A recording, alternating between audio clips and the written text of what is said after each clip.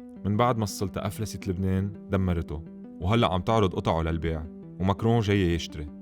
من بعد انفجار المرفأ استفاد الرئيس الفرنسي من الفراغ واليأس بلبنان وتدخل بكل التفاصيل، والسلطة عم تتعاون معه، حتى أن لأول مرة سمت بين ليلة وضحاها رئيس حكومة مستشار سابق للرئيس نجيب مئاتي. بس ورا بسمة ماكرون وفيروز والأرزة في مصالح اقتصادية واستراتيجية مرتبطة بالانفجار والانهيار. أولاً التنافس يلي عم بيصير بين فرنسا وتركيا على المرافق بالمتوسط، وثانياً رغبة الشركات الفرنسية أنه تستفيد من إفلاس دولة لبنان وتشتري ممتلكاتها.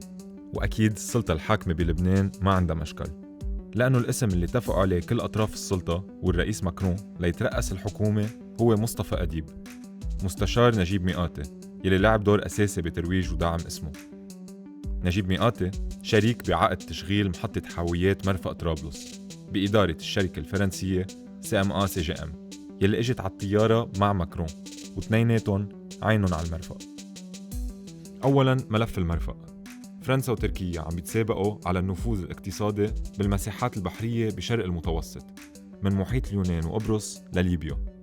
فرنسا داعمة تحالفات بترولية بين دول على المتوسط، وداعمة لمشاريع بتهدف لمد أنابيب غاز، بس تركيا مش جزء من هالتحالفات ولا هالمشاريع، والأنابيب بتقفي تركيا وبتوصل دغري من حقول غاز شرق المتوسط المكتشفة جديد لأوروبا. تركيا مش عجبها الموضوع وبدها تضل لاعب أساسي بنقل الغاز لأوروبا، وفرنسا بالمقابل داعمة دول مثل قبرص واليونان بصراعهم على المساحات البحرية مع تركيا، والملف اللبناني ما كان بعيد عن اهتماماتها. بين هالشي بمشاركة شركة توتال الفرنسوية بتحالف الشركات يلي عم بتنقب عن الغاز بالبلوكين 4 و9 بلبنان. بظل هالمنافسة على مساحات النفوذ لقوا الدولتين فرصة بانفجار مرفأ بيروت. وقت الدولة اللبنانية رح تمضي مع شركات لإعادة أعمار المرفأ رح تمضي عقد BOT، هو عقد بيعطي هالشركات مهمة إعادة بناء المرفأ وتشغيله على فترة فيها توصل لل 25 سنة، والاستفادة من عوايده والهيمنة عليه على طول هالفترة.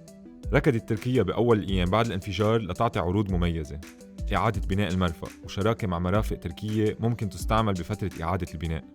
وحكي الإعلام التركي عن عراقيل ممكن تعملها فرنسا تحديداً لهالعرض، فواضح انزعاج تركيا من الدور الفرنسي ببيروت. بالمقابل في ماكرون يلي من أول لقاء مع الزعماء اللبنانيين حذر من تركيا ودورها.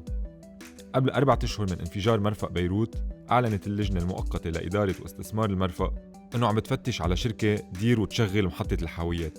عملت مناقصة عامة عالمية وكانت المنافسة بين 5 شركات، من بينها شركة CMA CGM الفرنسية، شركة مئاتي بمرفأ طرابلس يلي حكينا عنه من شوي، وشركة تشاينا ميرشنت سبورت هولدينج الصينية. بس إدارة المناقصات أجلت المناقصة. مش لجنة إدارة مؤقتة بتحط عقد بتوصل مدته ل 15 سنة وبيعطي شركات خاصة مهمة إدارة منشأة عامة والاستفادة من عوايدها. هيك عقد بده قانون بمجلس النواب. بس بعد الانفجار ما عادت المنافسة بس على محطة حاويات، بل على المرفأ كله سوا، ورجعت الشركات. يمكن بيروت آخر نقطة فيها فرنسا تاخدها بالسباق على المرافق، من بعد ما سبقتها الصين على عقود تشغيل وإدارة موانئ حيفا وأشدود، وأخذت إيران وروسيا عقود على ساحل سوريا. بأول زيارة على لبنان بعد الانفجار ما أجا ماكرون وحده، جاب معه رجال أعمال، من بينهم مدير شركة CMA CGM يلي جاب معه خطة متكاملة لإعادة أعمال وتشغيل وإدارة المرفأ بالتعاون مع شركات فرنسية تانية تشتغل بمجالات مرتبطة بالموضوع. ثانياً ملف أصول الدولة. قبل بأيام من انفجار بيروت كانت السلطة طارحة حل لتسكر خسائر الانهيار المالي. بيقتضي الحل بيع ممتلكات وأصول الدولة لشركات خاصة، والمردود بيفوت على صندوق سيادة مخصص لجمع أصول الدولة. للتذكير، مجلس النواب رفض كل بنود الخطة الاقتصادية يلي بتحكي عن هيركات لكبار المودعين أو استرداد جزء من أموال أصحاب المصارف، وما بقي من هالخطة إلا بعض القصص ومن ضمنهم هالصندوق. عملياً الصندوق مش قادر يحقق النتيجة المطلوبة، أي سداد الخسائر، إلا بأشكال الخصخصة المختلفة تحت عنوان الشراكة مع القطاع الخاص. بالمختصر، فضلت الطبقة الحاكمة تبيع مؤسسات الدولة وعقاراتها ومصالحها بدل ما تستعيد المصاري من الناس يلي سرقوا البلد وأهله. طبعاً هالشي محور اهتمام كبير للدول الأجنبية يلي بتشوف فرصة لتتوسع شركاتها بلبنان.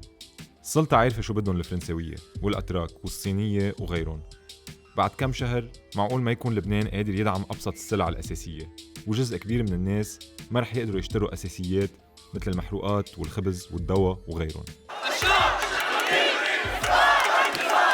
ماكرون ما بده يغير النظام وما كتير مهتم ينقذ لبنان، بالعكس بده إياه مثل ما هو بس شغال، وعلى راسه في رئيس بيحكي لأخته، والسلطة بكل أطرافها قبلانة عم بتبيع فضلات البلد وتقبض حقهم بالعملة الأجنبية.